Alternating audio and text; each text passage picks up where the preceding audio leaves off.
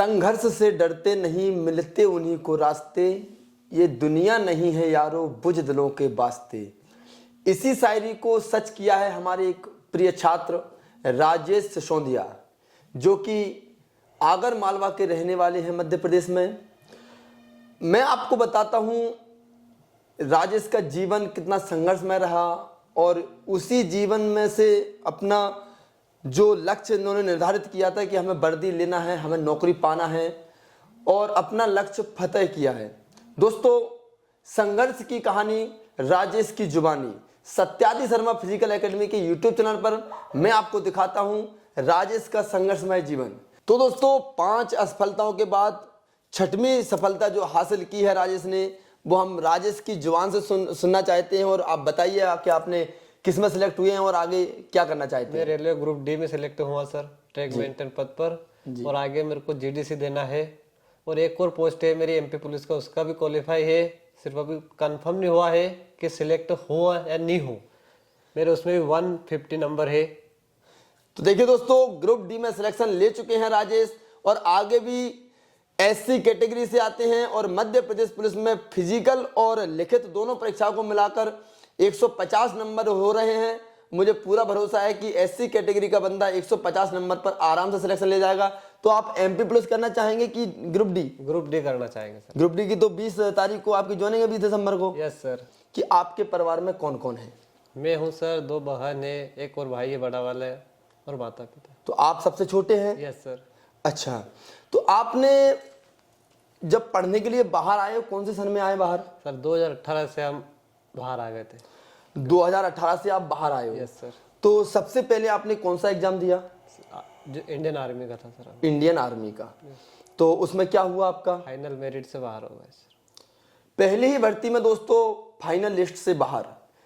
सोचा होगा कि एक बार फिर से देखते हैं क्या होता है, तो आपने दोबारा किसकी तैयारी की? फिर से इंडियन आर्मी का दिया, फिर से फाइनल मेरिट से बाहर। फिर से बाहर। देखिए दोस्तों, दूसरा अटेम्प्ट फिर से बंदा फेल हुआ, फाइनल मेरिट लिस्ट में नाम नहीं आया और बंदा फिर से बाहर हुआ। तो आपकी हिम्मत टूटी या नहीं टूटी? सर हिम्मत ऐसी टूट गई थी कि अब आगे क्या करें। अच्छा, फिर ट्राई किया, एसएससीजीडी क्वालिफाई हुए, फिजिकल क्वालिफाई, हाइट से बाहर कर दिया। एसएससीजीडी टेस्ट और फिजिकल दोनों क्वालिफाई किया, जो लास्ट में हाइट मेजरमेंट होता है उसमें बच्चे को बाहर कर दिया गया। वहां पर भी बंदा निराश हुआ। अब देखते हैं आगे क्या किया राजेश ने। उसके बाद आपने किसका? फिर उसके बाद सर हमने रेलवे का फॉर्म डाला 2019 का। इसका लॉकडाउन लग गया, इसकी एग्जाम नहीं हुई। अच्छा। उसके बाद फिर एसएससीजीडी का हुआ जी, उसमें क्वालिफाई हो गए, फाइनल मेरिट से बाहर हो गए।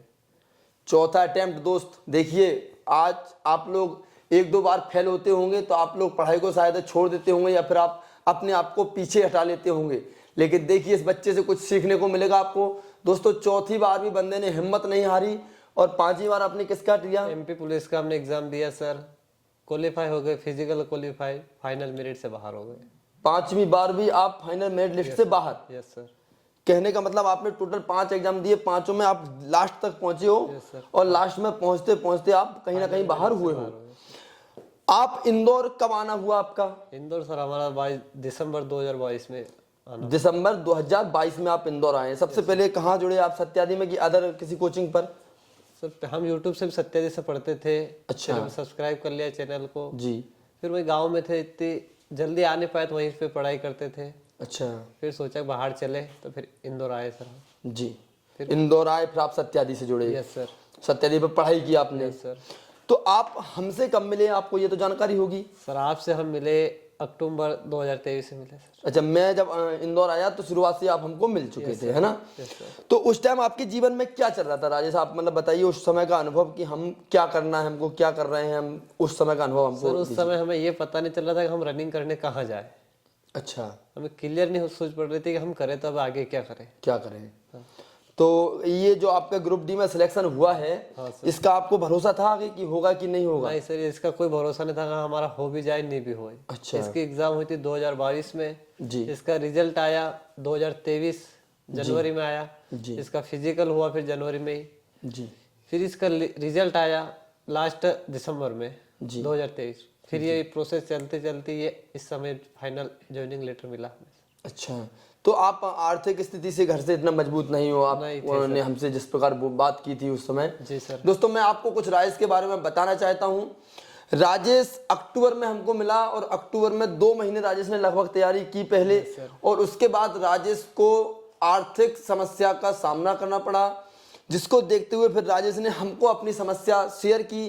क्योंकि हमारा एक स्वभाव है, हर एक शिक्षक को एक अपने छात्र के प्रति पारिवारिक रिश्ते जैसे रखना चाहिए।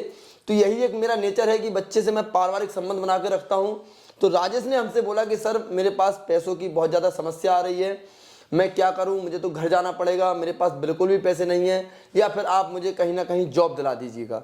दोस्तों मैं भी इंदौर में नया नया आया था, मुझे भी इतना जानकारी नहीं थी कि कहाँ पर राजेश को जॉब दिलाऊं। जॉब दिलाना आसान था दोस्तों, लेकिन जॉब ऐसी दिलानी थी कि जिससे कि राजेश का जो टारगेट जो चुन रखा था राजेश ने, मध्य प्रदेश पुलिस का फिजिकल, उसमें कोई अवरोध ना आए। तो हमने फिर राजेश से बोला कि आपको मैं सत्यादी में ही जॉब दिला देता हूँ। राजेश बोले सर इससे अच्छा क्या होगा। तो राजेश ने सत्याधी में जॉब स्टार्ट कर दी, और जॉब स्टार्ट करने के बाद दोस्तों रियल जो संघर्ष है वो अब प्रारंभ होता है राजेश का। राजेश जैसे ही जॉब के लिए जाए, 8 घंटे की जॉब, राजेश को सुबह 9 बजे पहुंचना होता था। राजेश सुबह 9 बजे जॉब पर भी जाता था, लेकिन 9 बजे के पहले 4 बजे राजेश ग्राउंड आता था। दोस्तों मैं आपको बता दूं, राजेश की जो ग्राउंड की दूरी थी और रहने की दूरी वो लगभग 7 से 8 किलोमीटर आराम से थी। तो सुबह 4 बजे राजेश का ग्राउंड आना, और ग्राउंड के बाद फिर से वापस जाना, फिर खाना पीना जल्दी जल्दी बनाना, बनाने के बाद फिर दोस्तों राजेश कोचिंग के लिए आता था। कोचिंग आने के बाद 8 घंटे जॉब करने के बाद फिर राजेश शाम को भी ग्राउंड आता था। ऐसा संघर्ष राजेश के जीवन में, मुझे भी ऐसा लगता था कहीं ना कहीं कि ये बंदा रिलैक्स तो करता ही नहीं है, अगर रिलैक्स नहीं करेगा तो बॉडी में जो इम्प्रूव है वो कहाँ से होगा।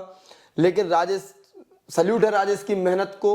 और राजेश के बीच बीच में जो समस्या आई वो भी बड़ी दयनीय समस्या है। कहीं बच्चे की तबीयत खराब, कहीं माताजी की तबीयत खराब, कहीं पैसों की समस्या, बहुत सी समस्याएं राजेश को फेस करनी पड़ी।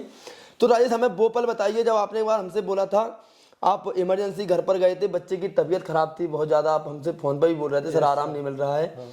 तो उस समय आपने क्या सोचा, ऐसा सोचा कि अब छोड़ दो फिजिकल वगैरह? सर ऐसे सोचा कि अब घर चले जाए, उसका भी ध्यान रखना पड़ेगा, ना जाना उसको कुछ हो जाए। सही है।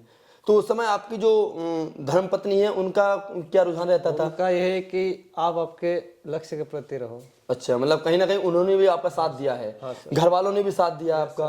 माता पिता ने बाद में सपोर्ट किया, बहुत सपोर्ट किया उन्होंने। अच्छा, तो दोस्तों कहने का मतलब यही है कि राजेश की जो रियल स्टोरी है उससे आपको एक ही सीख है कि समस्याएं आएंगी, जीवन है, जीवन में अगर समस्याएं नहीं आएंगी तो वो किस काम का जीवन। दोस्तों अगर आपको समस्याएं घिर ले तो 100% है कि आपको जो सफलता रूपी सुराग है वो कहीं ना कहीं वहाँ आ चुकी है, और उन समस्याओं से अगर आप आगे निकलते हो तो 100% आपको सफलता मिलेगी। तो अब राजेश मैं आपसे अंतिम क्वेश्चन करता हूँ कि आपके जीवन में जो आप सफल हुए हैं, किन्हीं 3 अहम व्यक्तियों के नाम बताइए जो जिन्होंने आपको सफल बनाने के लिए पूरी भूमिका निभाई और अपना किरदार भली भांति निभाया है। 3 यानी 3। सर पहली प्राथमिकता आप हो हमारे लिए, जो आपने हमें ऐसा रास्ता दिखाया उस रास्ते को हम भटक नहीं सके। और दूसरी सत्यादी है जी, और तीसरे माता पिता और मेरी पत्नी जी। तो राजेश ने बता दिया है कि संघर्ष में, देखो मेरा दोस्तों यही कहना है कि जब इंसान संघर्ष में हो और उसके लिए बहुत ज़्यादा परेशानियां आ जाएं तो वहाँ पर एक मेंटोर की जरूरत पड़ती है। मेंटोर मतलब वो कोच भी हो सकता है उसका, वो आप शिक्षक भी हो सकता है उसका, वो उसकी धर्मपत्नी भी हो सकती है, वो उसके माता पिता भी हो सकते हैं। तो अगर आप किसी भी परिस्थिति से में उलझे हुए हो और आपको कोई रास्ता नहीं मिल रहा है, समझ लेना कि आपको वहाँ पर एक उचित गुरु की आवश्यकता है। वह गुरु कोई भी हो सकता है और 100% सफलता बहुत नज़दीक है। तो अगर आपके आसपास अभी परेशानियां हैं दोस्तों, तो आप समझ लिए हम सफलता के बहुत नज़दीक आ चुके हैं और हिम्मत नहीं हारना है। मैं राजेश से भी 2 शब्द कुछ कहना चाहेंगे आप बच्चों के लिए, जो बच्चे तैयारी कर रहे हैं, हिम्मत हार जाते हैं, उनके लिए क्या कहेंगे आप? सबसे पहले कि अपने को हिम्मत हारना नहीं है, अभ्यास जारी रखना चाहिए। जब तक अभ्यास जारी रहेगा जॉब निश्चित है कि आपको मिल जाएगी। तो दोस्तों वीडियो अच्छा लगा हो तो लाइक करें, शेयर करें और कमेंट करके बताइए कि आप लोग किसकी तैयारी कर रहे हैं। और आप लोगों में से ऐसे भी होंगे जिन्होंने कई अटेम्प्ट दे दिए होंगे और असफल हुए रहे होंगे। दोस्तों, जब हम एक मोबाइल की जिंदगी में पबजी का गेम बार बार खेलते हैं तो रियल जिंदगी में हम गेम क्यों बार बार ना खेलें। इसलिए अगर आप असफल हुए हैं तो अभी थक कर ना बैठें, संघर्ष जारी रखें। और मैं भरोसे के साथ कहता हूं कि लक और भाग्य कुछ नहीं होता है, अगर आपकी मेहनत में दम है तो। जय हिंद, जय भारत।